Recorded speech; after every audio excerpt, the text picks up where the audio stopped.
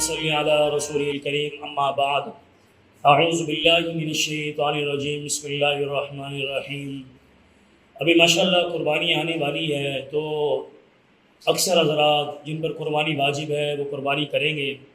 تو قربانی کے اندر جو ہے عیب دار جانور کی قربانی جائز نہیں ہوا کرتی۔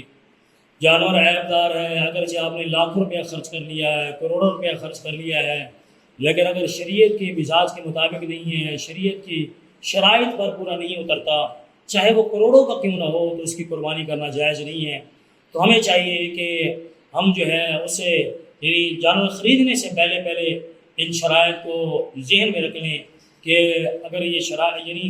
کن جانوروں کی قربانی کرنا جائز نہیں ہے، یہ ہمیں پتہ ہونا چاہیے۔ یعنی منڈی میں جائیں اور جانور خریدنے جائیں تو ہمارے علم میں اسی طرح ذہن میں یہ بات ہونی چاہیے کیا ہے کہ جن جانوروں کے اندر جو عیب پائے جا رہے ہیں ان کی قربانی نہیں ہے ہم نے کرنی۔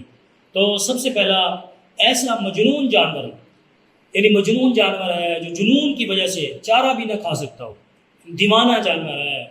اور اسی طرح مجنون جانور ہے،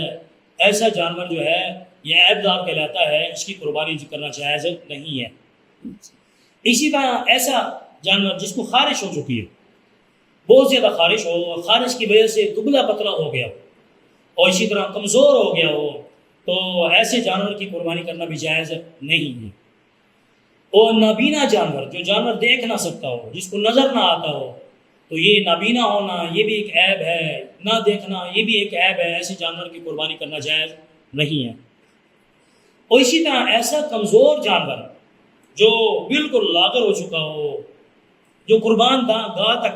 یعنی تھوڑا سا چل کر بھی آگے نہ جا سکتا ہو، یعنی اگر آپ نے اس کو کہیں ذبح کرنے کے لیے لے کر جانا ہے تو وہ وہاں تک بھی چل نہیں سکتا، تو یہ بھی ایسے جانور کی قربانی کرنا بھی جائز نہیں ہے۔ اور اسی طرح ایسا جانور جس کا تہائی کان کٹا ہوا یا تہائی دم کٹی ہوئی ہو، یا اسی طرح یا اس کی بینائی یعنی تہائی بینائی جا چکی ہو، یا تہائی چکتی کٹی ہوئی ہو،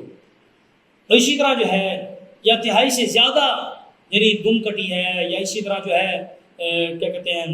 تہائی سے زیادہ جو ہے یعنی تہائی سے زیادہ دم کٹی ہے، تہائی سے زیادہ کان کٹا ہوا ہے، اور اسی طرح تہائی سے زیادہ چکتی کٹی ہوئی ہے، تو ایسے جانور کی قربانی کرنا جائز نہیں ہے۔ ایسا جانور جس کے پیدائشی کان نہ ہو، جس کے پیدائشی کان نہ ہو تو اس کی قربانی کرنا جائز نہیں ہے۔ اسی طرح ایسا جانور جس کے تھنوں کا سر کٹا ہوا ہو، یہ تھنوں کے اوپر والا حصہ جو ہے، تھنوں کا جو سر ہوتا ہے وہ کٹا ہوا ہو، تو ایسے جانور کی قربانی کرنا بھی جائز نہیں ہے۔ اور اسی طرح ایسا جانور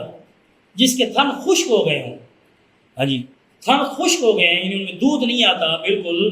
ہاں جی گائے ہیں، گائے کے 2 تھن خشک ہو چکے ہوں، اور بکری ہے یا بکری